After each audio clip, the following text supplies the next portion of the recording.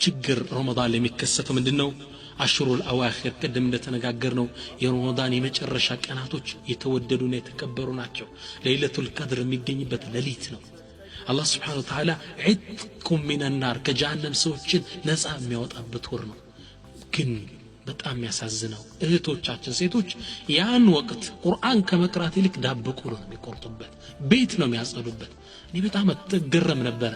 ቤተሰብ ውስጥ ያየህ እንደሆነ ሁሉም ቤት ይሄድክ እንደሆነ ረመዳን ሊወጣ ሳምንት ሲቀሩ ዒባዳ በማድረግ ፈንታ ፎቶ ወንበሩ ሶፋው ተነስቶ ቤት ይጠረጋል። ለምን? ለዒድ ይባላል። ከዒዱ በላይ የሚያስፈልግን ረመዳን ነው። ይሄ አላህ Subhanahu Wa Ta'ala ኸይር የሚጽፍበት ሌሊት ነው። ከረመዳን በፊት ብትፈልግ ዳቦ ቆሎ ቁረጭ፣ ቤቱን አስጂ።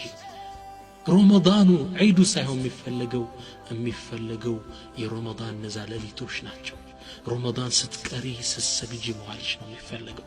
ስለዚህ እህቶች አደራ ዳቦ ቆሎ የሚባልተው ወይም ከረመዳን በፊት ቆርጣችሁ ተዘጋጁ። ረመዳንን በባዶ ነገር ማባከን የለብንም። በመጨረሻ መመክረው አንዳንዶቻችን ረመዳን የስንፍና ወር አድርገነዋል። መጥተህ ስራ እንስራ ስለው እባክህ ጾመኛ ነኝ ደክሞኛል ይልሃል። ከመቼ ወዲህ ነው ረመዳን የስንፍና ወር የሆነው? በጣም የሚገርማችሁ የውሙ በድር የውሙል ፉርቃን አላህ Subhanahu Wa Ta'ala ቁርአን ላይ የመለያው ቀን ብሎ የጠራው ሙስሊሞች ጂሃድ ያደረጉት በመቼ ነው? ረመዳን 17ኛው ቀን ጂሃድ የመጀመሪያው ጦርነት ፈትሑ መካ في ረመዳን መካ የተከፈተችው መቼ ነው? በ8ኛው ሂጅሪያ ረመዳን ላይ ነው። ከ20 እስከ 21 ቀን ባለው አዛኑ ቢላል على الكعبة في رمضان ቢላል ከዓባ ላይ ሆኖ አዛን ያደረገው መቼ ነው? ረመዳን። ሱብሃንአላህ።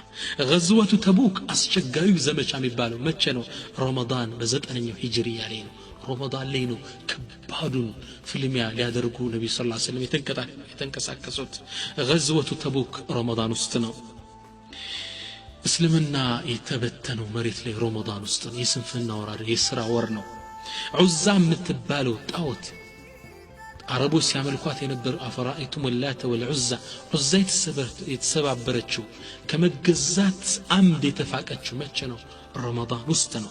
አላት የምትባለው የሰቂፍ ጎሳ የሚያመልካት ጣዖት መቼ ነው የተከሰከሰችው? ረመዳን ውስጥ። ረመዳን የሥራ ወር የስንፍና ወር አይደለም። ጾምክ መርካቶ ስራ ላይ መገኘት አለበት። ጾምክ ቢሮ መገኘት አለበት። የስንፍና አይደለም፣ የትግል የሥራ ወር ነው ረመዳን እላለሁ።